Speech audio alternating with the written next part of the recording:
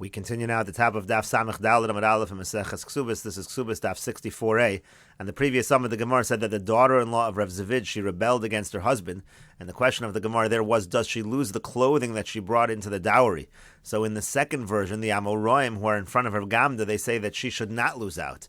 And now Rav Gamda responds and he says, Mishum de Rav Zavid Gavra Rabahu, because Rav Zavid is a great person, Afchisu Leiladina Ilave, you're gonna rule against him in this case. Rashi over here says, Mishum de Rav Zavid Gavra Rabahu, Velo Ya'ar al Devarenu, he's a great person, he's not going to protest against us. Machmas Anvas Nuso, because he's humble. So Mafchisu Din Lechovaso, therefore you're going to turn over the din and you're going to make it to his detriment. So in this version, again, their ruling was actually against Rav Zavid, and Rav Gamda said you shouldn't be ruling against him just because he's a great man and you know he'll go along with it. Ha'amar Rav Kahana, because didn't Rav Kahana say, Mi boy lo Rava v'lo pashat, that Rava had this exact question whether she loses these clothing that are part of the dowry, and that question was not answered.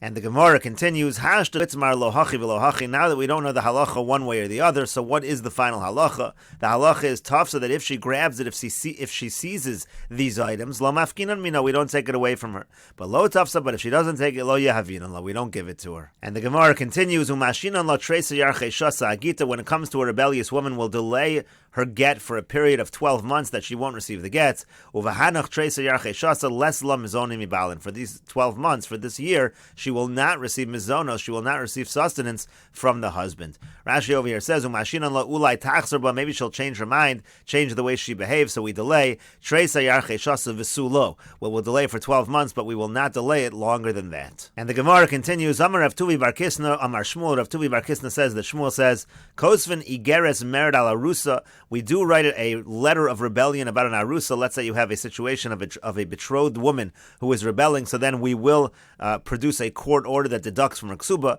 The ein kosvin igeres mered al shomeres yavam, but we do not do this by a shomeres yavam. If she's rebellious, we don't write this letter of rebellion, we don't deduct from her ksuba.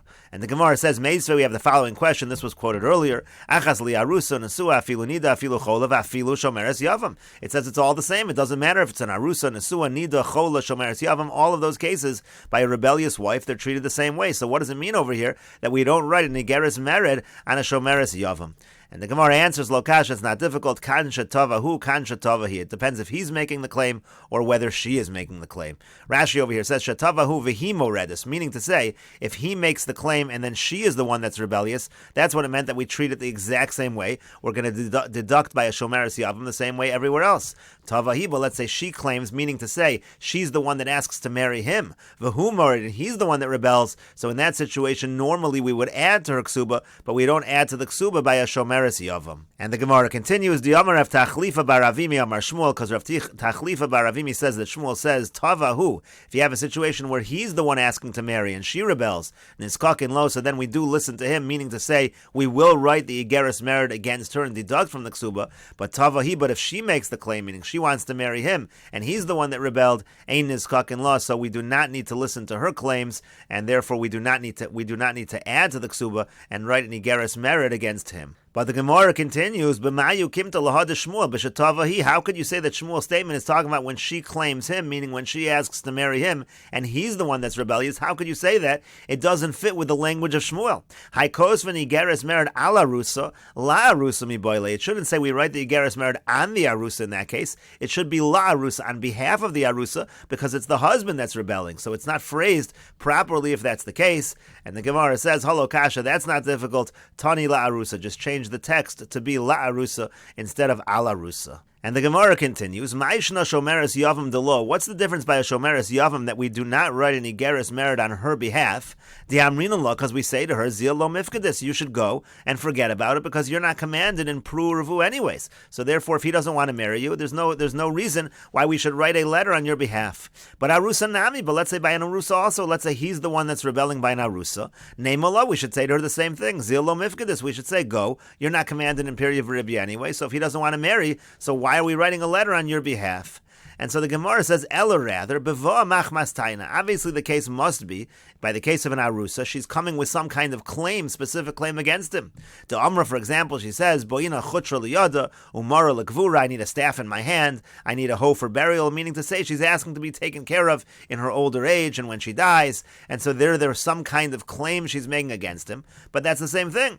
Hachanami shomeres yavam, but you'll say the same thing by shomeres yavam. Beba machmas taina, she's coming with some kind of claim. So again, why would we write this letter on her behalf when it comes to the arusa, but not by the shomeres yavam?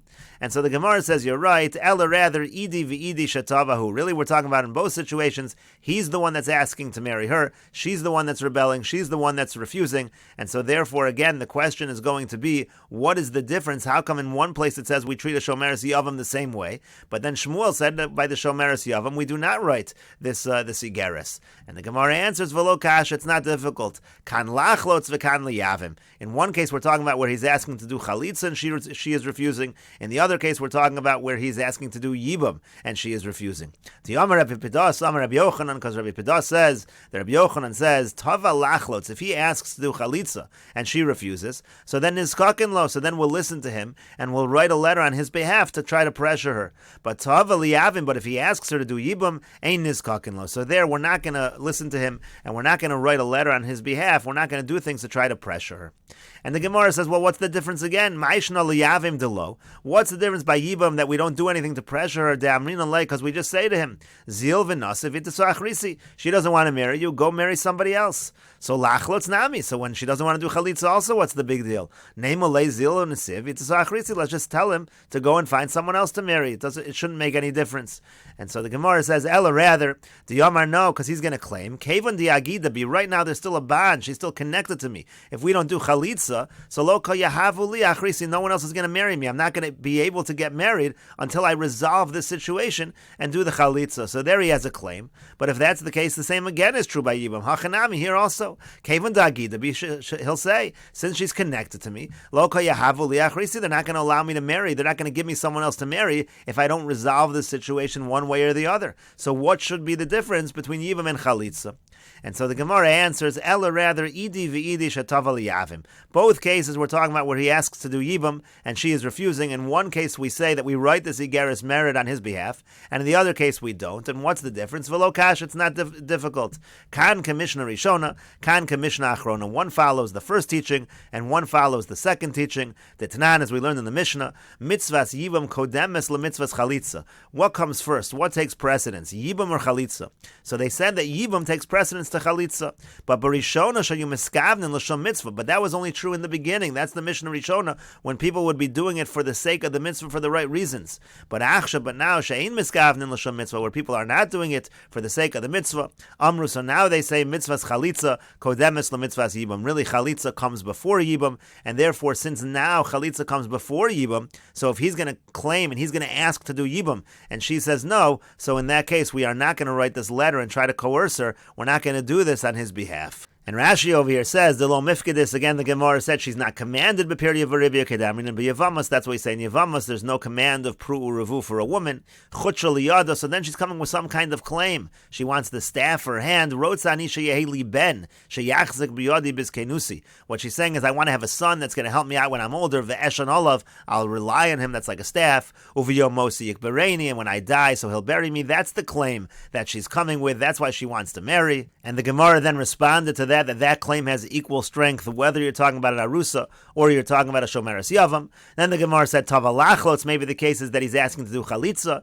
v'yeino rotza elolis yavim, and she doesn't want to do chalitza, she wants to do yibam, nizkakin lo lichto v'igeres merit aleh. So then they suggested in the Gemara, that's when we write this igeres merit against her. Ein nizkakin lo lefi shein miskavin l'sham mitzvah. Finally the Gemara said, no, when it comes to yibam where he's not having the proper kavana, that's the Mishnah Achrona, people weren't doing it for the right reasons, ucha Mishnah Achrona, where it's, again, we're following the Mishnah Achrona, that's what we mean to say, there we say, go marry someone else. We're not going to coerce her to do even with you. We're not going to write the Sigeris Merid in this situation. And the Gemara continues at the two dots. The Mishnah said, Ad Masay Upochis V'chulo, how much is deducted from her ksuba, talking about by a situation of a rebellious wife. That was a machlokes Tanoim in the Mishnah. Tanakama said we deduct 7 dinarim a week. and Rabbi Yehuda said we deduct 7 tarpikin a week. And then at the end of the Mishnah talked about how much we add to her ksuba by a rebellious husband. So in that case, again, it was a machlokas tanoim. The Tanna Kama said we add 3 dinarim a week, and Rabbi Yehuda said we add 3 tarpikin a week. And the Gemara now says, my tarpikin. What are tarpikin? Amar Rav Sheshes astira. Rav Sheshes says it's a coin called the astira. Vekama astira. How much is an astira? Palga de zuz. It's a half a zuz. That is the same as a half a dinar. And the Gemara continues, Tanya Nami Hach, we have a brisa that says this as well. Rabbi Yehuda Omer Shlosha Tarpikin. Rabbi Yehuda says that you add to her ksuba by the rebellious husband. Again, that was 3 tarpikin. Shehin Teisha Moin, that is a total of 9 mo'ah. Mo'ah v'chatzi l'chol yom. It's a mo'ah and a half every single day that you're adding for the 6 days of the week. And the Gemara says, Amar le Rabbi Chia bar Yosef l'Shmuel. Rabbi Chia bar Yosef says to Shmuel, Ma'ishna iyu, what's the difference by him? Do you avina le the Shabbos? When we're deducting from our ksuba, we deduct for all 7 days of the week. So that was 7 dinarim per week. All 7 days of the week, 1 dinar per day.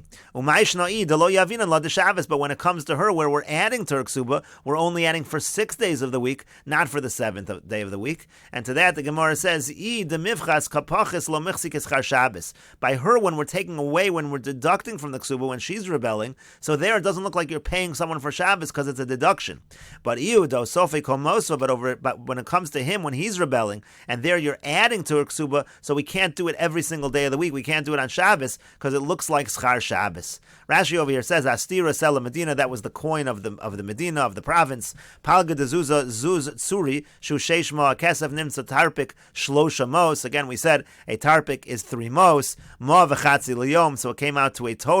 That was if a tarpik is 3 mos, so it was 3 tarpikim, which would be 9 mos. That comes out to 1.5 per day. L'sheishes yemei hamasa. That's for 6 days of the week. Umishabbos lo yavina lo kedamar l'kamon. Like we're about to say, we don't pay for Shabbos. Ma'ishna iu di yavina le the Shabbos kishehimo read this all of when she's the one rebelling. To shiva tarpikim tarpik layom. Because there we say we deduct 7 tarpikim, 1 per day. But again, when it comes to the other way around, we don't add one. We don't add per every single day. And the Gemara answered, Kischar Shabbos kimoshe mistaka b'Shabbos. It looks like you're making money on Shabbos. That we don't allow. It's a gzera because you're not supposed to do business and hiring on Shabbos. And we'll continue with this discussion in the next video on Daf Samech Daled Amud Beis.